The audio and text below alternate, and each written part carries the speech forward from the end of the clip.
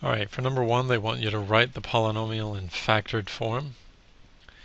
So whenever we need to factor, we're going to want to go through our list of things to do. For example, first thing we want to make sure it's in order, and it is. And then we want to find if there's a greatest common factor. And there is. There's an x in every one of those terms. So we want to factor an x out first.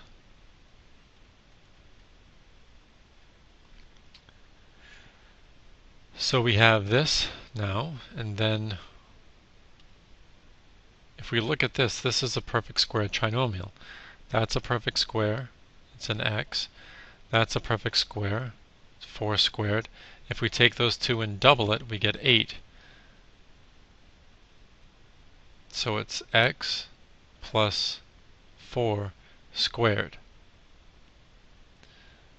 So that's what it is. It's x times x plus 4 squared. That's the factored form of the polynomial.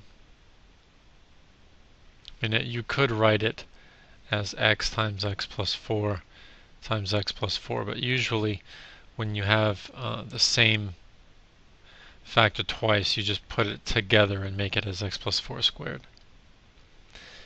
Right, find the zeros of the function, then graph the function. If we're looking at the zeros, this is already in factored form. So this is going to give us a -1. This is going to give us 2. This is going to give us 3 as zeros. So I can plot those points, -1, 2, and 3. Now they want you to graph the function. So we're going to take the graphing calculator out. And we're going to type in this equation with parentheses. So x plus 1 times x minus 2 times x minus 3. And we can take a look at the graph, what it looks like. And if I move this over, you see that this graph intersects at -1, at 2, and at 3. So -1, 2, and 3. To get actual points that we could plot, we can hit second graph, and we have a table. The first one that shows up would be -1, 0 that we could plot. I mean, -220 is -2, -20 is way down here. So we know it's going to be steep up to here. 0, 6 is another point that we could put on here. 1, 4 is another point. We have 2, 0, 3, 0. 4, 10 is another point I could put here. I could also, by looking at the graph, find out exactly where this lowest point is here, this turning point, by doing second trace minimum. So to the left, to the right, and then enter. So it's going to be at its minimum at let's say 2.5, -0.9. So around here, -0.9 is where it bottoms out. Let's see where it tops off, because this y-intercept might not necessarily be where it tops off. So let's find that out. So second trace max to the left, to the right, and then guess. So we see that the maximum point is going to be at 0.13, 6.06. So we can put that. So it's just after this point. So right around there. So let's try to graph this as best as we can here. So it's going to go up through this point, max out there, come down, minimum out there, and then up. That last bit here shouldn't be like this. Let me do that a little bit better. There, and that's your graph. So finding the zeros, putting those in, and then your max, local max, and min, in addition to any other points that the graph table gives you, you can get a pretty accurate graph of the function. Alright, write a polynomial in standard form with the given zeros. So here are my zeros. So I could write y equals 1 comes from x minus 1. As a factor, that would give me a 0 of 1. Negative 1 comes from x plus 1, and negative 2 comes from x plus 2. So we can multiply this through.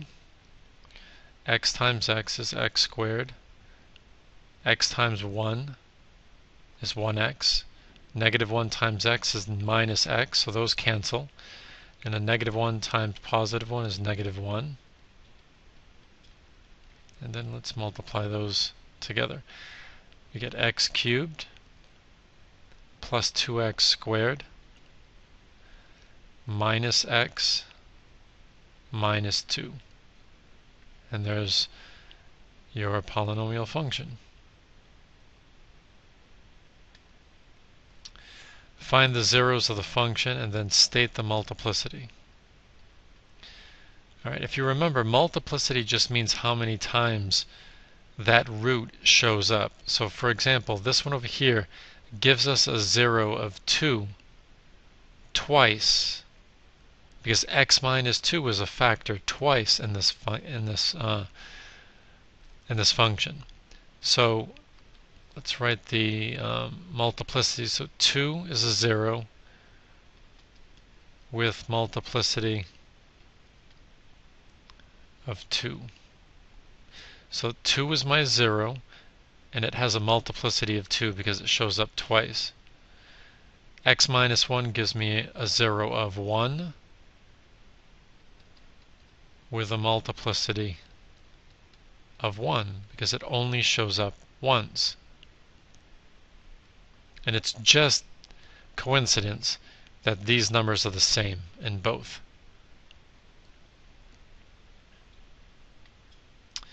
Number 5, find the relative max and min. So we're definitely going to be using a calculator on this problem. Let's put it over here.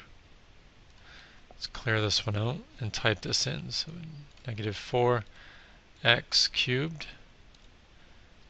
plus 12x squared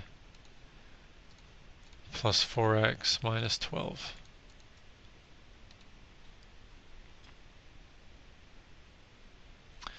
Alright, so we're going to want to extend the maximum y and the minimum y because these seem to be cut off just a little bit.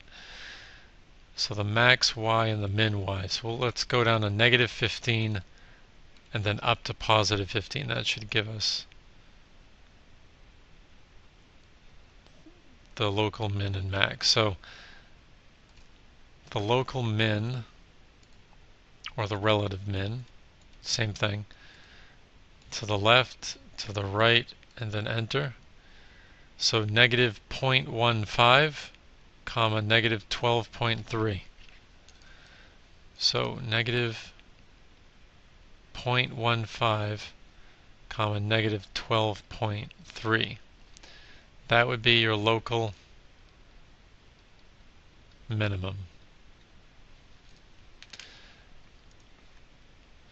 To find your local max, we're going to do second trace fourth, and then to the left, then to the right, and then guess 2.15, 12.3. 2.15, 12.3. That would be your relative or local maximum.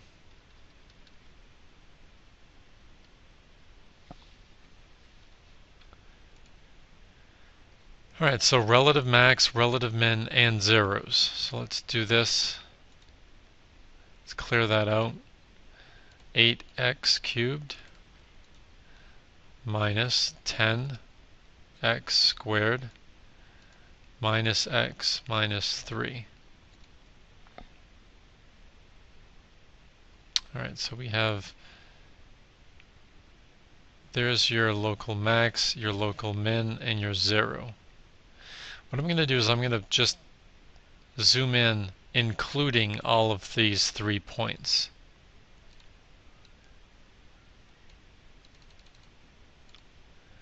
Just so we have a clearer picture. And we want to include the 0 also, since the question asked for that.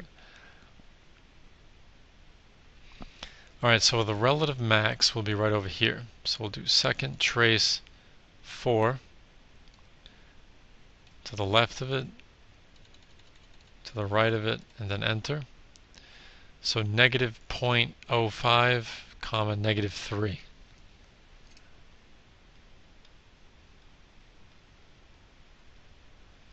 So that would be your relative max.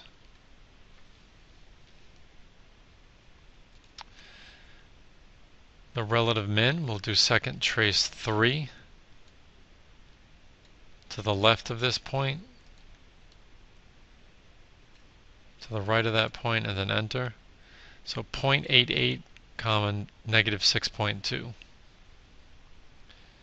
0.88 negative 6.2. Was it negative or positive 6? Negative. Okay. So that would be your relative minimum. Now to find the 0 of the function, and if we look at it, we only see that there's one 0 here. We'll do second trace 2. Left bound is right before you get to it. Right bound is right after it. And then enter. Your output should be 0, since it's a 0. And x is 1.5. So 1.5 is your 0. Number 7, solve by using any method. Let's just use the quadratic formula. So the opposite of b plus or minus the square root b squared minus 4ac all over 2a. So we get 7. It's all divided by 4. This is 49. A negative times a positive times a negative is a negative. 4 times 2 is 8. 8 minus 3 is 24. Sorry, 8 times 3 is 24. So we're going to have 25 in here. So that's the same as 7 plus or minus 5 all over 4. That's going to give us two answers. 7 plus 5 is 12. 12 divided by 4 is 3. 7 minus 5 is 2. 2 divided by 4 is 1/2. So 1/2 and 3 are your solutions. Number 8, determine the end behavior. So this is your lead coefficient and your lead term because it has the highest exponent. That means if you were to rearrange it, this would be your first term. If that's your first term, it's telling you two things. It's negative and it's an even function. That means, in terms of end behavior, the ends are going to go down. It doesn't matter what happens in the middle, the ends go down. That means the limit as x approaches positive or negative infinity is going to be negative infinity because they both go down.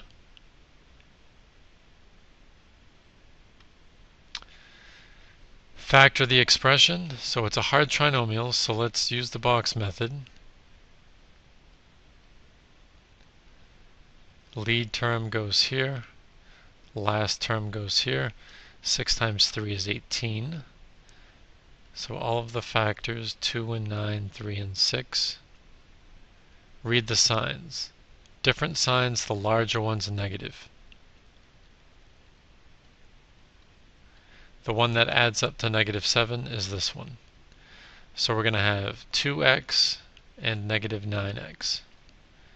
So negative, positive, positive, positive. Factor up 1, 3x, 2x, 3. So it's 3x plus 1 times 2x minus 3. And what you can do is you can actually multiply these out, and you'll get this as an answer. If you don't, then you know that you factored wrong. Number 10, explain how a graph of a polynomial function can help you factor the polynomial. Well, if you look at a graph, and let's just say that the quadratic had x-intercepts here and here, and the quadratic went down, let's say, and then up. If you saw this, and you saw that your zeros were 1 and 3 from the graph, then you know that that quadratic came from x minus 1 times x minus 3. So it's already factored. You know that x minus 1 is a factor, and you know that x minus 3 is a factor of the quadratic. So when you're looking at the graph of a polynomial, you can look at the zeros or the x-intercepts and know that those are the zeros. And from the zeros, you can put them in factored form, and that can actually help you factor the polynomial.